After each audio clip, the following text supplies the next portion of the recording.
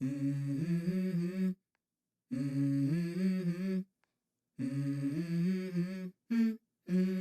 go. Holy crap, that has to be a vlog first. You just saw it. Pulling off of I-580 northbound onto Moana Lane, that light was green. Never happens. How many vlogs have we done that? First time probably it's been green. Hopefully that's an omen for good things to come here in a 5-10 game at Peppermill. Before we get to that, my thanks to those of you who participated in the comment contest for the coin giveaway. We had a lot of great comments over the past month. And my thanks to those of you who jumped on the High Society Club on Poker Bros. After we mentioned that last week, we had a good response there as well.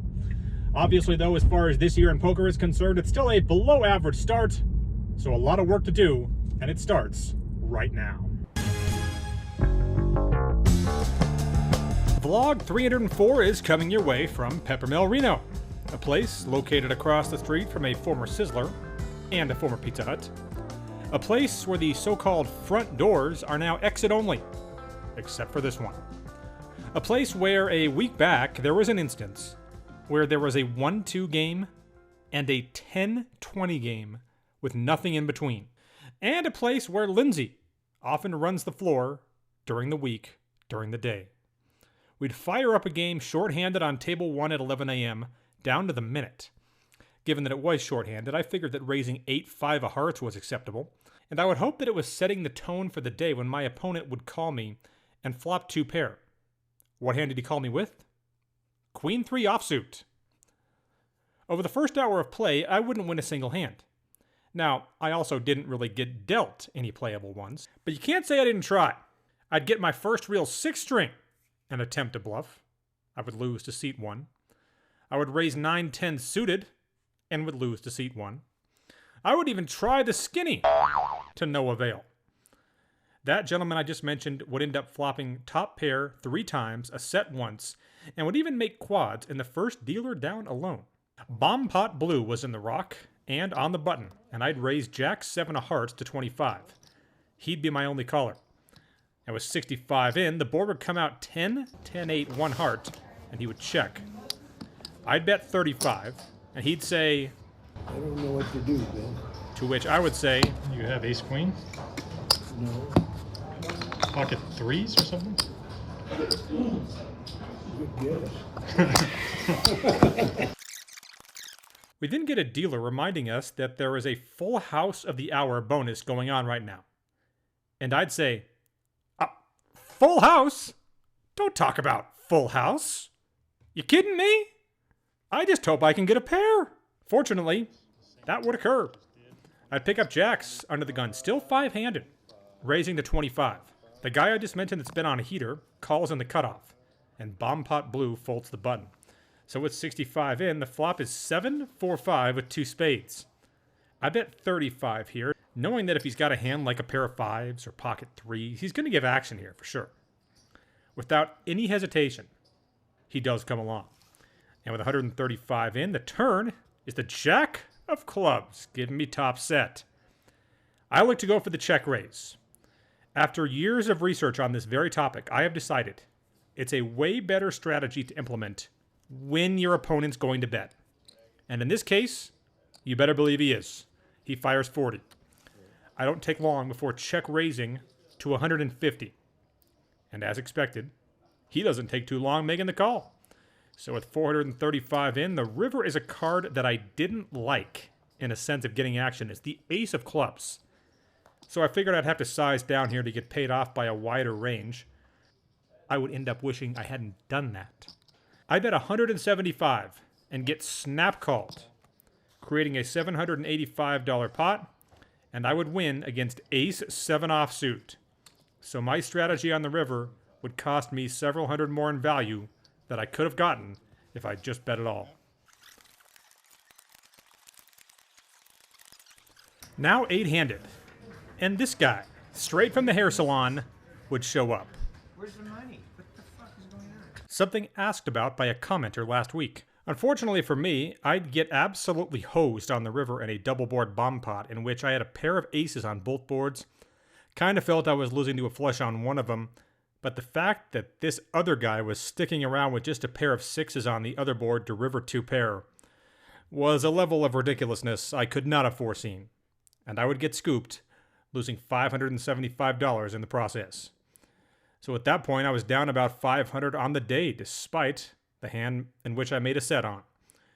But it was at that point on the day when things would get really interesting. I'd look up to see a movie with Jamie Foxx that looked interesting, and then I would look down to see ace 4 diamonds and make it 30 under the gun +1. The guy who started off on fire makes the call. I was 65 in, we're heads up to 8-9 deuce, 2 diamonds, giving me the nut flush draw. I know that he isn't going to fold hardly any pair here, but I still think it's worth a semi-bluff to get him off his bigger ace highs. I bet 50, and he snap calls. So, with 165 in the pot, the turn is an offsuit king.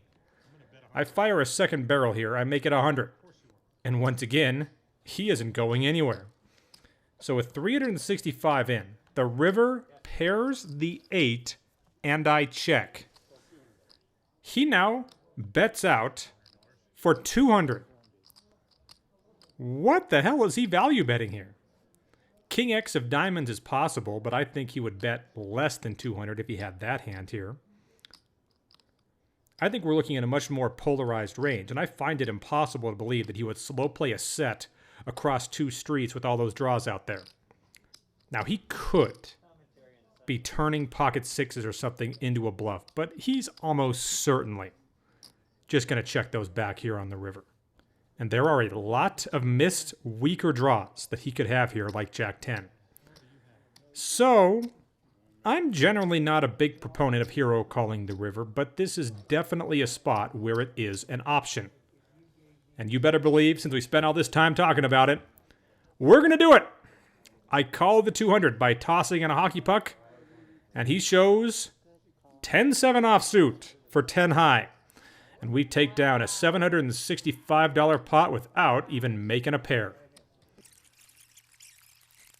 It occurred to me, after recording last week's mid-session update, that 2 of my favorite albums by 2 of my favorite bands both have the same name. In-game. Quality music that I wish I could play on this vlog. But unfortunately, it's all copyrighted.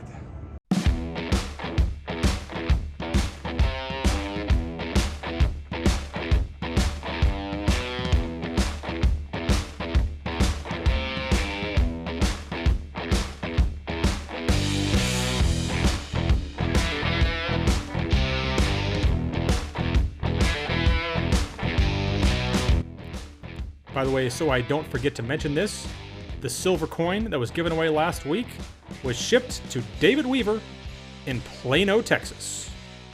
I know I revolutionized the game Connections, which if you've watched this vlog you know about, but what the hell's going on with this version of it? Anyway, at this point, I was around even on the day, and I looked down at Ace-King and the low jack making it 30. Cut off 3 bets to 75. Button calls. Now, when you're talking from a player-dependent perspective, this should only be a 4-bet if you think you can get this particular 3-better to fold queens. Now, maybe that is possible, but it's just not the kind of thing that I am in the business of trying to do, because he is not 3-betting light. So I just call, hoping to flop top pair here, and with 235 in, I do. With the flop coming out, Ace-Jack 3 with a couple of spades, and no one bets. So I'm first to act. Turn is the deuce of diamonds. Now I come out and make a wager. I put in 75, knowing the cutoff is going to be slow playing a decent amount of the time here. And sure enough, he makes the call, which led me to believe this could be one of those times. Button calls as well. Now he's not slow playing. He's just coming in super wide. So this hand has become kind of bizarre, and I don't exactly know where these guys are at here. So, with 460 in, the river is a queen. I don't like check calling here. I think it becomes kind of a quintessential bet fold spot. I make it 85, and the cutoff calls. Decent chance that he also had ace-king in this spot and didn't bet the flop. I could easily see him doing that. And now, the button thinks about this, I'm actually wondering, could I potentially get paid off by 2 guys here? Not going to happen. Button jams all in for $500. Absolutely no way one pair is going to be good here. I fold ace-king in an instant. And apparently the cutoff was not slow playing anything, as he folds as well, so the button would show queen-jack for another unfortunate river, adding to the long list of them that have existed for me in 2025. So, things were taking a turn. At around 2 p.m., I would take a flyer on king 8 of spades, but, well, that was premium compared to what I was up against. Anyway, no one would bet the flop, and I would call a turn bet after making top pair. I was actually considering turning my pair into a bluff on the river if hearts came in. Hearts did come in, but he didn't check. He betted himself. I would fold, and he would show the skitty in hearts for runner-runner flush.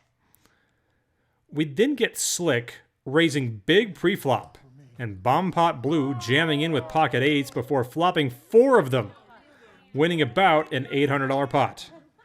One of the few unfortunate hands of the day for Slick. Under the gun makes it 35. Middle position 1 calls, and Slick calls middle position 2. Cutoff calls. I have 10s on the button, and squeeze to 175. Original raiser, seat 1, not surprisingly, makes this call, as does Slick, with the 2 other guys finding folds. So, with exactly 600 in, the flop is king 7-7, and no one bets. Turn's a good card for me. It's another 7, and it gets checked again. So now I'm definitely feeling a lot better about this. I bet a third of the pot, thinking smaller pocket pairs with full houses now might consider it. But no consideration occurs. 2 quick folds take place, and we stack one of the only pots we would win in about 4 hours of time. The game was good though, and it was at the same point where I simply would stop flopping anything. I'd get some more good starting hands, but very little board connection. A lot of ace-kings, king-queens, suited connectors, small pocket pairs, all just resulting in me losing a multitude of small pots. Slick was straddling big. A lot of live 50s. Here, he made it a live 100. Anyway, I'd continue to lose some small pots, but I felt pretty good when I looked up to see Elliot Ramos homering again for my Giants. What a beast he is. He started last year in AAA, if you can believe that. I'd pick up ace-queen and raise to 40 over the straddle, and seat 1 and the big blind would make the call. So with 95 in, the flop would come out ace 9-10 with a couple of spades, giving me top pair. He now leads out for 45. This is the guy that I've played most of the hands against today. I just call. Kinda curious how things would develop when he's donking into me in this spot. And with 185 in, the turn is the king of spades, giving me the nut flush draw to go along with top pair, and now he checks. So I'm very likely to be good in this spot, and I'm going to bet I make it 75. As expected, he doesn't fold. With 335 in, the river is the 7 of hearts. He checks again, because going for thin value is how I basically built my bankroll over 15 years. I'm going to be doing it here. I bet $85. He gives this about a second of thought and announces that he is check raising to 300, leaving himself 100 behind, making me want to vomit. And obviously the stiff nut flush blocker play is completely out of the question given the fact he has no money behind. So I just have to decide if one pair is good here, and I just don't think it is. By the way, before I get to what I would do here, can I just tell you guys, if there is one thing I know about 2025 poker for me, it's that I have never missed more draws in a 3-month period of time in my life. I think I've probably run worse in terms of being cooler and the like, and I've probably played better, but I have never bricked out on such a high percentage of huge draws than I have this year. Anyway, back to the hand. There is one thing you can generally count on in spots like this, and some of you young guys who watch this vlog, I know that you know I'm saying this, so I might be aware of it. But guys who bluff you once, they're usually going to have it the next time. I know this. You know this. It's just one of those things you got to keep in mind. I really don't think that this is going to be the way he would choose to bluff in this spot, although I will acknowledge it is possible. I mucked my pair of aces and simply move on. The game changes. The rock taken out of play, bomb pots removed. It is now a straight 5-10. And Slick was in full Slick mode. Big bets, more big straddles. In this case, he raises under the gun to 60, and I call with 6's MP1. Big blind also makes this call. So with 190 in, the flop is 5-7-8 rainbow, giving me an open ender. Slick bets out for 125 here, and this is an obvious call. Big blind would go out, so we're heads up with 440 into the turn, which comes a 9. So I make the straight and he checks. I go for value here, looking to keep his one pair hands in there. Spoiler alert, he did have one pair. I bet 160, and he gives it a few seconds worth of thought before making the call.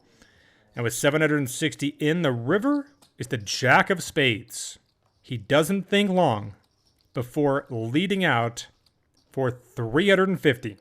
Against this opponent, one of the most aggressive in all of Reno, I don't know how I can fold a straight here. I mean, how weak can I possibly play? Now, I know there are arguments that you can make to do it. Generally speaking, when there is a one-liner on the board, you are going to get shown that fifth card that makes the straight. But I have seen him make really bizarre bets in spots like this a lot of the time. So, I just cannot get myself to lay it down. I toss in the call, creating a $1,460 pot. And he shows 10-8 for the rivered straight. I think this hand is a microcosm of the year for me. There have been so many times when I've correctly put my opponent on just a small amount of equity, and I've sized down to try to get action from that small amount of equity, but sure enough, I'll be damned if it doesn't get there. So on a bit of a roller coaster session, it would now reach its lowest point. But that's okay, because he will continue to give me okay. I would then brick a nut flush draw once again, losing several hundred in the process, and then get pocket kings cracked by queen 9 offsuit, calling a raise, and flopping 3 9s. You know, the usual stuff. Racking up, booking the loss. Wrapping up the session. About as disgusted as I'm capable of being right now. A lot of the hands you didn't see, most of them were small pots, but well, they just stopped giving me the best hand at all over the last several hours of the session, and that jack of spades was a punch directly to the gut against the worst possible guy. All told, a $1,788 loss because it's 2025, and what else would happen?